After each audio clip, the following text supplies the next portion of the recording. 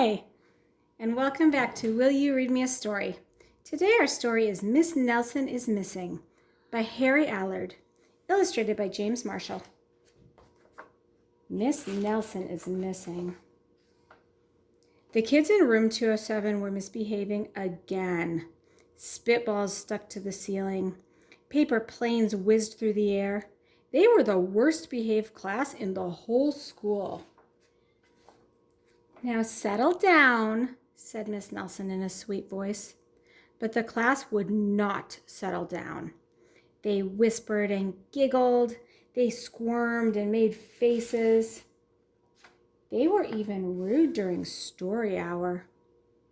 And they always refused to do their lessons.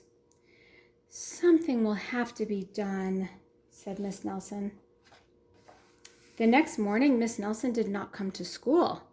"Wow!" yelled the kids. "Now we can really act up." They began to make more spitballs and paper planes. "Today, let's be just terrible," they said.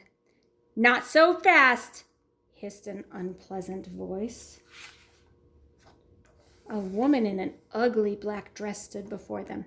"I am your new teacher, Miss Viola Swamp," and she rapped the desk with her ruler. "Where's Miss Nelson?" asked the kids. "Never mind that," snapped Miss Swamp. "Open those arithmetic books." Miss Nelson's kids did as they were told. They could see that Miss Swamp was a real witch. She meant business.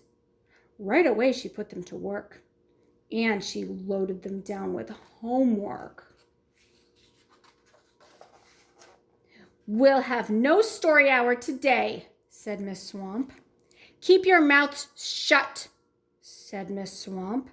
"Sit perfectly still," said Miss Swamp. "And if you misbehave, you'll be sorry," said Miss Swamp. The kids in room 207 had never worked so hard. Days went by and there was no sign of Miss Nelson. The kids missed Miss Nelson. "Maybe we should try to find her," they said. Some of them went to the police. Detective McSmog was assigned to the case. He listened to their story. He scratched his chin. He said. "I think Miss Nelson is missing." Detective McSmog would not be much help.